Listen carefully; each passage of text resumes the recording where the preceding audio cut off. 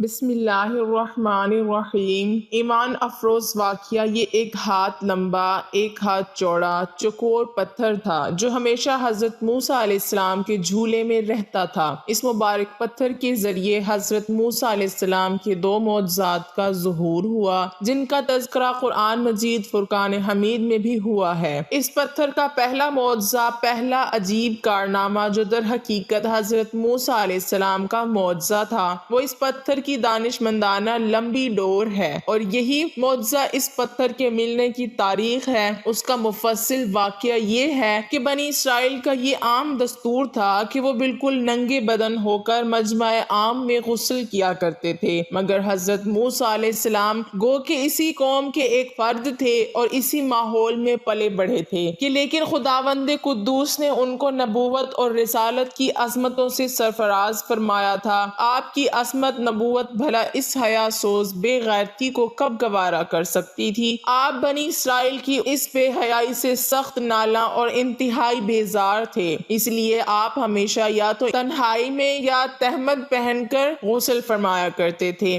بنی اسرائیل نے جب یہ دیکھا کہ آپ کبھی بھی ننگے ہو کر غسل نہیں فرماتے تو ظالموں نے آپ پر بہتان لگا دیا کہ آپ کے بدن کے اندرونی حصے میں یا تو برس کا سفید داغ یا کوئی ایسا عیب ضرور ہے کہ جس کو چھپانے کے لیے یہ کبھی برہنہ نہیں ہوتے، اور ظالموں نے اس تہمت کا اس قدر اعلان و چرچا کر دیا کہ ہر کوچہ و بازار میں اس کا پروپیگنڈا پھیل گیا۔ اس مکروہ تہمت کی سورش کا حضرت موسیٰ علیہ السلام کے قلب و نازک پر بہت بڑا صدمہ اور رنج گزرا، اور آپ بڑی کوفت اور اذیت میں پڑ گئے تو خداوند قدوس اپنے مقدس کلیم کے رنج و غم کو بھلا کب گوارا فرماتے اور اپنے ایک برگزیدہ رسول پر ایک عیب کی تہمت والا خالق عالم کو کب اور کیوں کر اور کس طرح پسند ہو سکتی تھی؟ ارحم الراحمین نے آپ کی برات اور بے عیبی ظاہر کر دینے کا ایک ایسا ذریعہ پیدا فرما دیا کہ دم زدم میں بنی اسرائیل کے پروپیگنڈوں اور ان کے شکوک و شبہات کے بادل چھٹ گئے، اور آپ کی برات اور بے عیبی کا آفتاب عالم تاب سے زیادہ روشن و آشکارا ہو گیا۔ اور وہ یوں ہوا کہ ایک دن آپ پہاڑوں کے دامنوں میں چھپے ہوئے ایک چشمہ پر غسل کے لیے تشریف لے گئے، اور یہ دیکھ کر کہ یہاں دور دور تک کسی انسان کا نام و نشان نہیں ہے، آپ اپنے تمام کپڑوں کو ایک پتھر پر رکھ کر اور بالکل برہنہ بدن ہو کر غسل فرمانے لگے۔ غسل کے بعد جب آپ لباس پہننے کے لیے پتھر کے پاس پہنچے تو کیا دیکھا کہ وہ پتھر آپ کے کپڑوں کو لیے ہوئے سرپٹ بھاگا چلا جا رہا ہے۔ یہ دیکھ کر حضرت موسیٰ علیہ السلام بھی اس پتھر کے پیچھے پیچھے دوڑنے لگے کہ صبح حجر یعنی اے پتھر میرا کپڑا،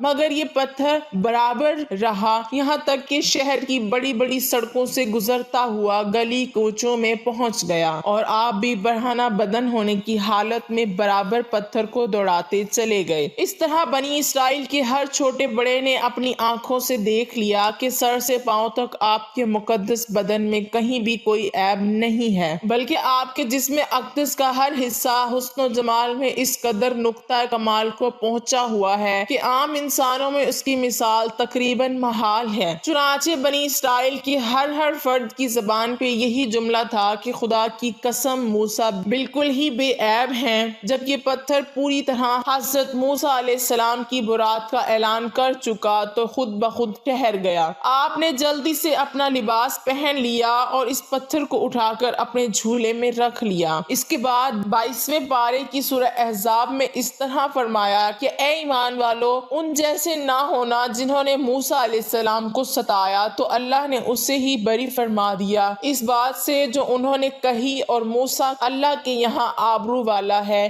یعنی عزت والا ہے۔ دوسرا معجزہ میدان طیہ میں اسی پتھر پر حضرت موسیٰ علیہ السلام نے اپنا عصا مار دیا تھا تو اس میں سے 12 چشمے جاری ہو گئے تھے، جس کے پانی کو 40 برس تک بنی اسرائیل میدان طیہ میں استعمال کرتے رہے۔ قرآن مجید میں پتھر سے یہی پتھر مراد ہے۔ ایک پتھر کا ازالہ معجزات کے منکرین جو انکار کرتے ہیں، جو ہر چیز کو اپنی ناقص عقل کی عینک سے ہی دیکھا کرتے ہیں، اس پتھر سے بھی پانی کے چشموں کا جاری ہونا محال قرار دے کر اس معجزے کا انکار کرتے ہیں، اور کہتے ہیں کہ ہماری عقل اسے قبول نہیں کر سکتی کہ اتنے چھوٹے سے پتھر سے 12 چشمے جاری ہو گئے۔ حالانکہ حالانکہ یہ منکرین اپنی آنکھوں سے دیکھ رہے ہیں کہ بعض پتھروں میں خداوند تعالیٰ نے یہ تاثیر پیدا فرما دی ہے کہ وہ بال موڑ دیتے ہیں۔ بعض پتھروں کا اثر یہ ہے کہ وہ سر کو تیل اور ترش بنا دیتے ہیں۔ بعض پتھروں کی خاصیت یہ ہے کہ وہ لوہے کو دور سے کھینچ لیتے ہیں۔ بعض پتھروں سے موذی جانور بھاگ جاتے ہیں۔ بعض پتھروں سے جانوروں کا زہر اتر جاتا ہے۔ بعض پتھر دل کی دھڑکن کے لیے تریاک ہیں، یعنی کہ دل کی دھڑکن کے لیے فائدہ ہے۔ بعض پتھروں کو نہ آگ جلا سکتی ہے نہ گرم کر سکتی ہے۔ بعض پتھروں سے آگ نکل پڑتی ہے۔